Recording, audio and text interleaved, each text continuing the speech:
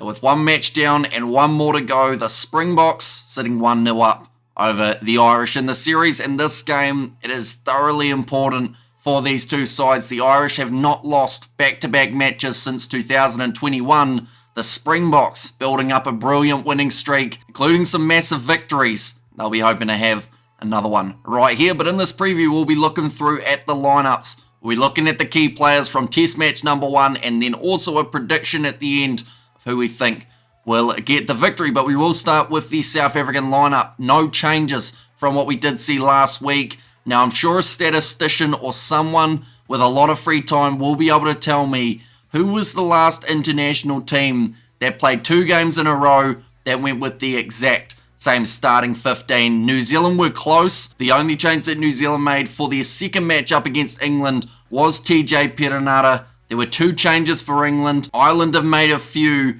It's extremely hard to have the same lineup without any injuries, yet South Africa have managed to do so. Looking through at the front row, it is Oxnashad, Bongio Manambi, and then Franz Malherbe as the number 3 in the locking duo, Eben Etzebeth and Franco Mostert. I talked about it throughout the review. I talked about it throughout the week. We didn't really see a huge amount of either of those 2 individuals, and it's absolutely nothing against the 2 players because they are both fantastic.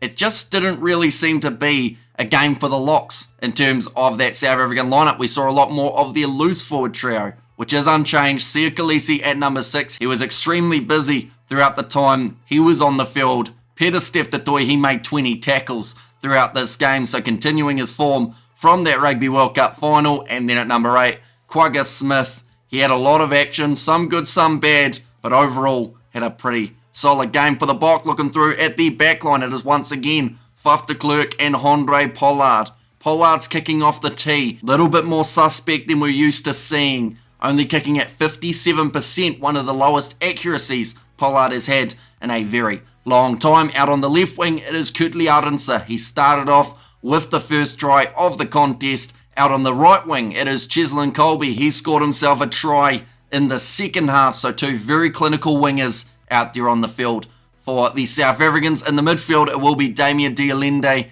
and number 13, Jesse Kriel, who was man of the match. Some of the stats that man put together from that last contest were absolutely phenomenal. He had the most clean breaks out of any player. I believe he had over 100 running meters and also made quite a few tackles along the way. So certainly earning his spot at number 13, and then number 15, Willie LaRue, to close out the starting side for the Irish. They have had to make a few changes, mainly due to injuries, and the first of which is in their front row. Andrew Porter at number 1, Ronan Kelleher comes into the starting lineup. That is for Dan Sheehan, who unfortunately did suffer an injury. They're not sure of the extent yet, but there's a chance that if it's serious, he could be missing the rest of 2024. And then number 3, it is Tyke Furlong to close out this Irish front row. In terms of the locking duo, they had a bit of a reshuffle. Joe McCarthy at number 4, with number 5 being James Ryan. He did make his way off the bench in the last game, but they have actually transitioned Tyke Byrne, who was playing 5 last week,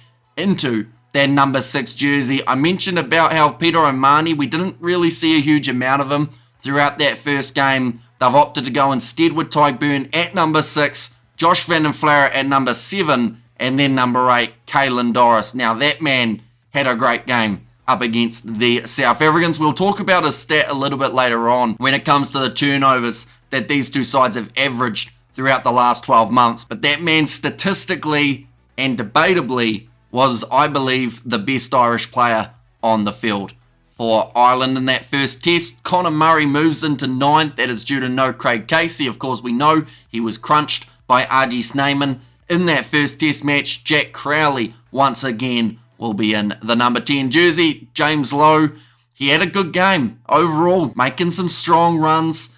He had his try disallowed. He had 2 mistakes, both of which cost tries. So unfortunately for James Lowe, he did a lot right, and he reminded me a little bit of the game that Quagga Smith had, in slightly different ways, of course. Quagga Smith made a few errors early, got better as the match went on.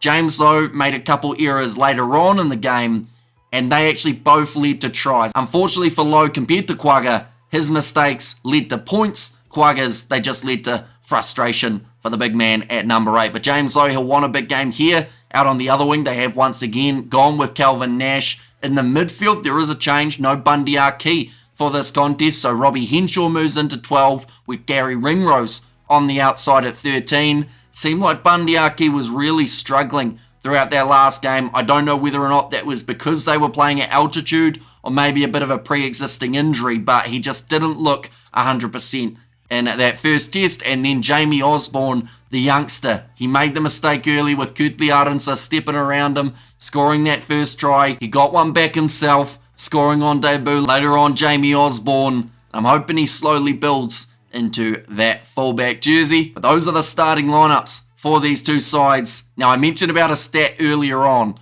and that is the fact that throughout the last 12 months, Tier 1 teams, these two sides have been the highest on average when it comes to winning turnovers for the Irish. They have averaged 3.2 turnovers per game.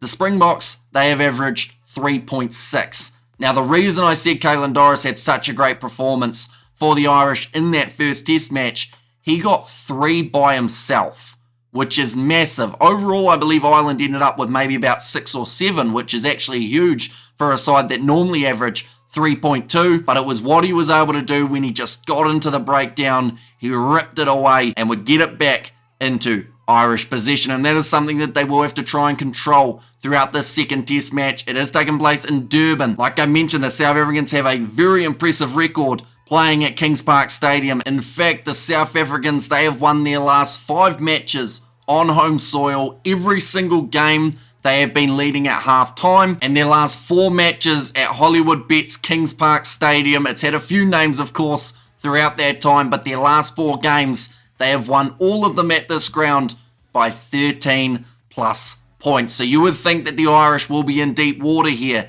but they have got a strong defence. At least we saw it at times throughout that first test match, and it's going to be a great test of that Irish defence as well as that back line, because we want to see more running from the wingers. We want to see James Lowe. We want to see Gary Ringrose start to really come into his own at 13. Now, of course, we saw Robbie Henshaw feel that physicality that the South Africans bring. When you look through at the South African side, they have the highest dominant carry rate, and also they have the highest gain line success rate of any Tier 1 team throughout the last 12 months, which just shows the physicality that they bring. I think Peter Steph Toy was the perfect example of that in the first test match. He was flying down the wing. He was busting through tackles. Quagga was getting involved. Some felt like maybe Evan Roos was going to get the chance here, but Rassie going with the same 15 like I mentioned, and actually the same men coming off the bench for the Springboks as well. Whereas Ireland, they've had a couple changes. That is mainly due to those injuries like I said. They've got the likes of a Kieran Frawley still off the bench, perhaps to replace either Jamie Osborne, or you could go with Jack Crowley later on in the contest. And we also do see Blade brought in as number 21, with McCloskey there as number 23. So a few little changes for the Irish. Rob Herring also the replacement hooker who has been added into the fray. But this game, the question is, with those players out, with being 1-0 down in the series, have the Irish got it in them to pull off the upset here and win a game in South Africa for only the second time in their history? Is this side good enough?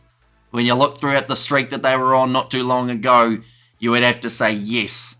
How many of those games took place in South Africa? It is going to be an entertaining one, ladies and gentlemen. We will be doing the live commentary on the channel, but we are now up to that stage of giving a prediction.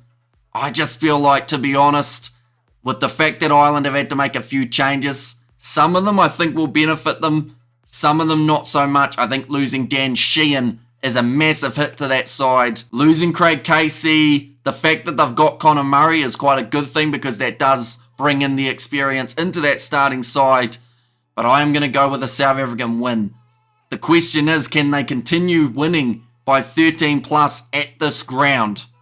I'm going to say no, but there is a chance that if they start firing early, we could see a bit of a runaway game. But I'm going to go with a score prediction of 26 points to 15. Little bit one-sided. I just feel like South Africa, when they find that next gear, they are extremely hard to stop.